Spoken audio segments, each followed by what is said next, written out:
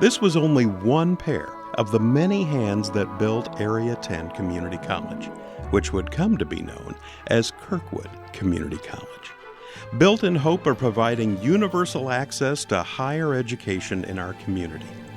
This is the story of the hands that shaped the Iowa Community College system from its very inception.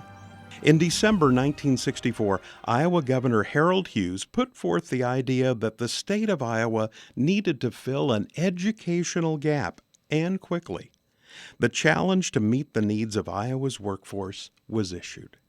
So far as the level of training to be offered is concerned, I believe the emphasis should be on post-high school courses, but I think some high school training should be included, as well as adult training and retraining. I believe that our area vocational technical training program should be set up as an integral part of our overall education system in the state, not as a separate department on the other side of the street.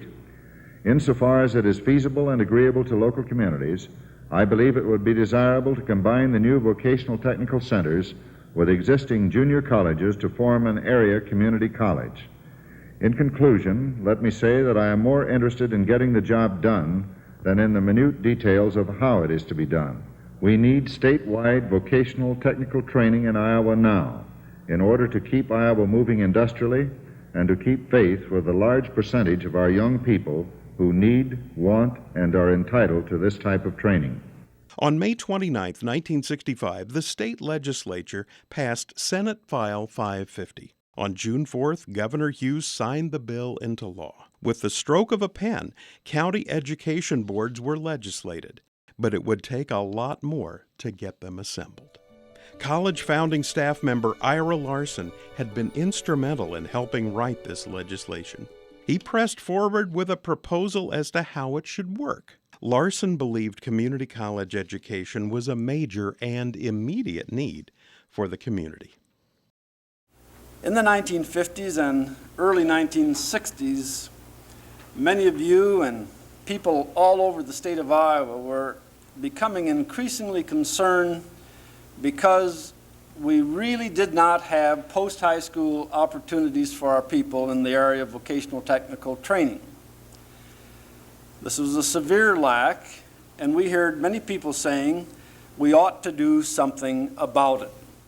With legislation in hand, Ira got right to work, assembling the team that was to take on this challenge. He worked tirelessly to make sure all the wheels were turning, to keep the development process always moving forward. He had been the backbone of this endeavor for many years. Now the driving force in forming the college, Larson would go on to play many roles throughout its history, eventually even serving as interim president when he was called upon.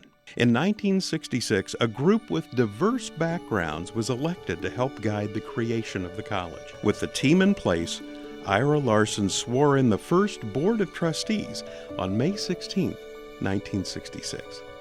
Just a remark or two about that original board. They were made up of a farmer, a computer expert, a plumber, a man who has a car agency, a banker, a teacher administrator, a merchant, a lawyer, and a bricklayer. What a wide variety of people and skills, but let me say that it was just that which gave the spark to Kirkwood. It was this wide variety of skills and the peculiar chemistry which emerged from the meeting of these people that gave us our successful start, gave us our great philosophy. Though he had championed the process from the beginning, the bricklayer, Bud Jensen, was surprised to find himself nominated to be president of the board. He humbly accepted the position, assuming the new role with a clear sense of purpose.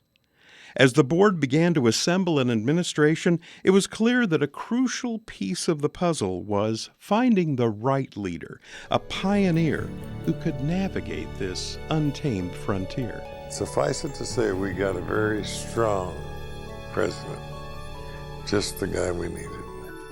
He was a big fella, seemed to be gruff, but he had a heart of gold. And He wanted to know everything about everybody employed. He felt that everyone on the staff or faculty were part of his children, his family, and he wanted to know all about that family. That's kind of where the whole concept of Kirkwood family came. And we use that term a lot, even today, and I hope we always do. Planning continued in earnest. Brick by brick, all the elements that had been set as goals came together. The board routinely met weekly from 4 p.m. to midnight. Lengthy hours, certainly, but the institution known as Area 10 Community College was beginning to take shape. Meanwhile, legislators in the State House began to argue about the scope of community college education. Suddenly, the board found some of their plans at odds with the state, which disagreed with their vision of a comprehensive school.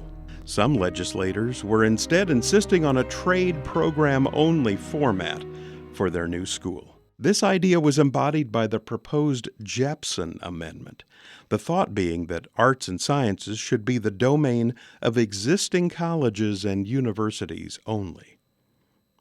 During this debate, an ardent supporter of a comprehensive system spoke up. He advocated a plan that would combine rather than separate the academic pursuits and the trades. Kirkwood Board Chair Bud Jensen made an impassioned speech on the Iowa State House floor. Gentlemen, these are the hands of a bricklayer, and they're callous and hard, but they have given both me and my family an excellent living.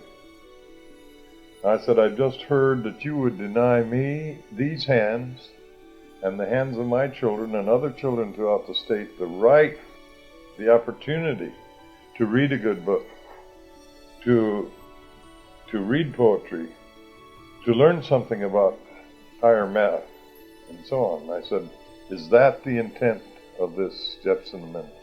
The gallery broke into applause twice in support of Jensen's argument. A vote followed shortly after Jensen's speech, defeating any division of the educational charter and paving the way for a comprehensive school. The board continued their work with renewed vigor. Area 10 Community College continued its work and a short time later changed its name to Kirkwood Community College in 1969. In 1976, as the calendar marked nearly a decade of existence for the institution, the original board and Kirkwood's first president were gathered together to acknowledge the accomplishments in the first 10 years. They asked me to reflect what has gone on at Kirkwood in the past 10 years, and every time I think about it, I start to reminisce, and it gets to a place that some of the things that we did and had to do, I'm not going to tell you about. I'm just not, but it worked. Area 10's leaders looked for classroom space wherever they could find it. Storefronts, mortuaries, even health spas. If there was available space at the right price, they used it. Putting it charitably, some of the classroom areas were less than perfect. I think you can look around and see, number one, the buildings. And you think, well, what happened from the time that we started out looking for a glass or a greenhouse in a cemetery until now? We didn't have an office. We stayed in the Cedar Rapids School until we rented a health spa situation. Despite the many challenges and facilities that seemed less than ideal at the outset, the board had pressed on, believing wholeheartedly in their cause. Over the first 10 years, they transitioned from temporary classrooms to permanent and impressive facilities. At one point, the recently constructed Lynn Hall housed the most square footage of classroom space under one roof in the whole state of Iowa. In a remarkably short period of time, the board of Kirkwood Community College accomplished the goals they had set from the beginning. Bud Jensen reflected on this progress as the college celebrated its 10th anniversary. Kirkwood has been a doing kind of a college. The board wanted a comprehensive school. We have that. The board wanted an open-door admissions policy, and we have had that. The board wanted the best possible faculty and staff, and we have had that. The board wanted full accreditation in all possible manner, and we have had that. The board wanted to operate the institution in a fiscally sound manner, and it was one of the onuses put upon our superintendent, always in the black, and this too has come to pass. 10 years ago, 9 men were both eager and willing to look at the future of what would later be called Kirkwood Community College. These people were truly educational pioneers, and furthermore, they acted like pioneers. That's important.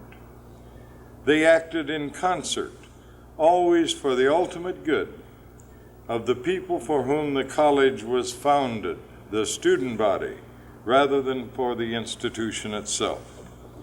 They believed then, and they still believe, that the college will flourish in direct proportion to the amount and quality of educational service rendered to our students. Let me say for the record that this pioneering was possible not alone because of the perfect wisdom of the board, but rather because of the interaction between that board and an absolutely fantastically dedicated administration.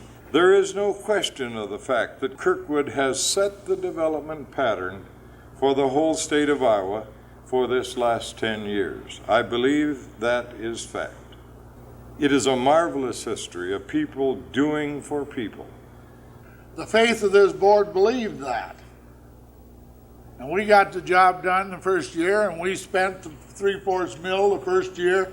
And that first year, the 3/4 mil come back to us in an audit that it was still in the red because we hadn't received it as yet. Now, some people call that red ink, and some people called it something. We called it faith. And we had faith in the type of institution this is, and we had faith in the type of thing that we had to do because it's very obvious that it must be. It's very obvious that the community college has filled a vacuum that wasn't here. Less than a year after delivering these words, in November of 1977, tragedy struck. While on a trip to Colorado handling college business, Dr. Selby Ballantyne suffered a heart attack and died. The college mourned their fallen leader who had guided them to success and through many obstacles. His vision and insight into the structure and development of Kirkwood endures, thriving and providing to this very day. Despite the unfortunate circumstance, a leadership post needed to be filled. The original champion of the college, Ira Larson, stepped in as interim president, taking the reins until a suitable replacement could be found. That man was Bill Stewart. He became Kirkwood's official second president in July 1978. Under his supervision, Kirkwood Community College would greet the now rapidly approaching 1980s.